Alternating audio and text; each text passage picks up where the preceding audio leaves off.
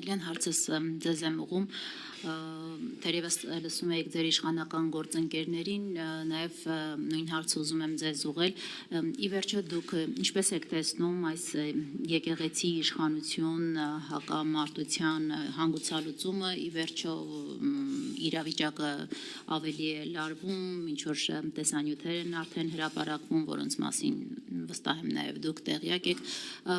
դուք ինչպես եք տեսնում իշխանությունը, օրինակ այդ երկխոսությունը տեսնում է միայն մեկ հարցի շուրջ վեհափառի հեռանալու,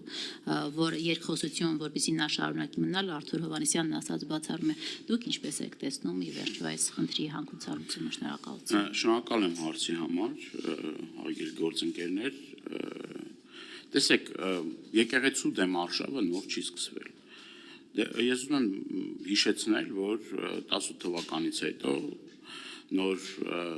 Հայաստան, նոր հայրապետ, այդ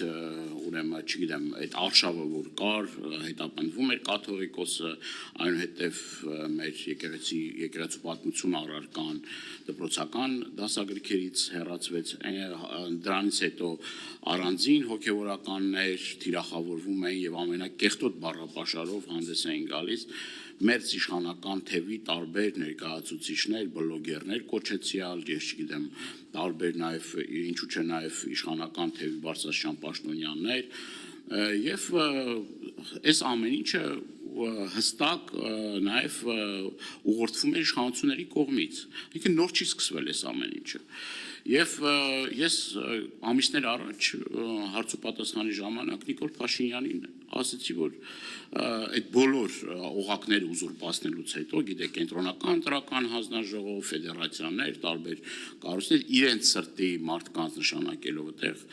այդ պաշտոնը, գիտեք, կենտրոնական ընտրական հանձնաժողովի նախագահը ոնց ընտրվեց եւ այլն, չեմ ուզում դրա մասին շատ խորանալ, ասի հաջորդը լինելու է եկեղեցին։ Նիկոլ Փաշինյանը ցանկություն ուներ շատ մեծ իր սրտի կաթողիկոսի նշանակելու այդ կարևոր չէ, դա կլներ քահանա, դա կլներ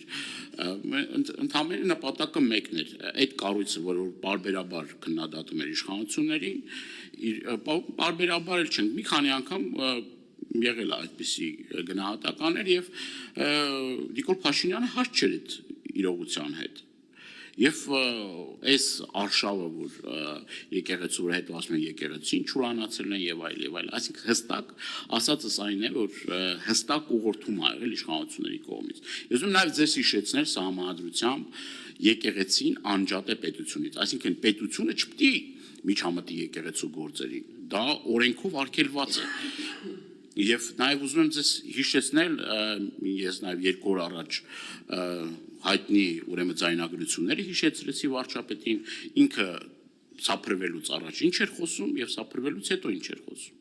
Այսինքն այդ նույն ազնվորությունը ժամանակին ասում էր, որ պետությունը չպետք է խառնվի եկեղեցու գործերին։ Ինչ եղավ, որ սկսեց խառնվել եկեղեցու գործերին ու ոչ միայն խառնվել եկեղեցու գործերին, այլ գնաց ավելին, այսինքն եկեղեցին պառակտելու,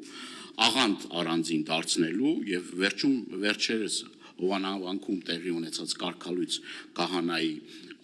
մատուցած ուրեմն պատարակը մասնակցելու վարչական ռեսուրսով մարդկանց բերելու արդեն ակնհայտ է, որ դա ձախողվել է, որովհետև մենք գիտենք, չէ, այդ մարզպետները, վարչական շրջանի ղեկավարները, բոլոր պաշտոնյաները ինչ ջիք ու ջանք են գործադրում, որպեսզի ապահովեն, ասես, այդ մասովկան, այսինքն այդ շոուն կարողանան ապահովել եւ կարգալույց քահանային եկեղեցական կանոններով գնալ պատարակին մասնակցել, դա էլի եկեղեցին թիրախավորելու մի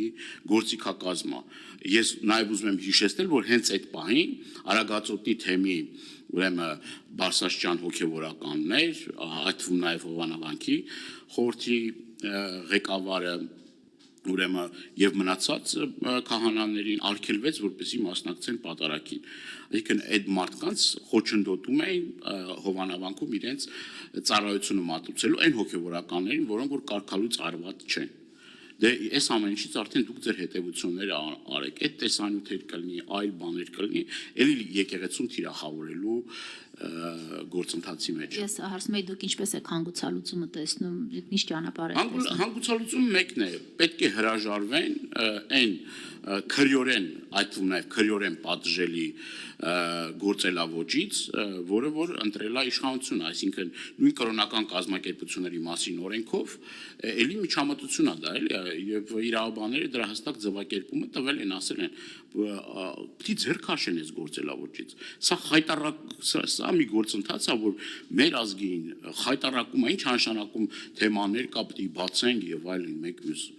Եթե եկեղեցում կան խնդիրներ, այդ խնդիրները պիտի լուծվեն հստակ ընթացակարգով, ոչ թե այս մեր սրտի, չգիտեմ, սրբազանն է կամ այն մեր սրտի կաթողիկոսն է, ասենց ասենք կամ նենց ասենք։ Այդ խնդիրը հստակ պիտի ձևակերպենք։ Իշխանությունները պետք է հրաժարվեն այդ գործելավոճից, որը մեզ տանում է պառակտման, հերթական բաժանանար գծեր ստեղծելու։ Սա ոչ մի լավ տեղ չի տանելու։ Առանց այն էլ մեր հասարակությունը առավել քան պառակտված է, առանց այն էլ շատ ու շատ խնդիրներ կան, որ տեսեք, ես օրինակ նույն ընտանիքի ներսում տեսնում եք, չէ, նույն Կարգալույծ արած քահանայի եղբայրը Սարգսակ մասնակցում է Էջմիածնում պատարագին, դեմ է իր հարազատ եղբոր վարած քաղաքականությանը, այսինքն այս պառակտումները, այս բաժանարար գծերը պետք է վերացվեն, բայց իշխանությունը հստակ գնում այդ ճանապարհով, այդքան էլ չի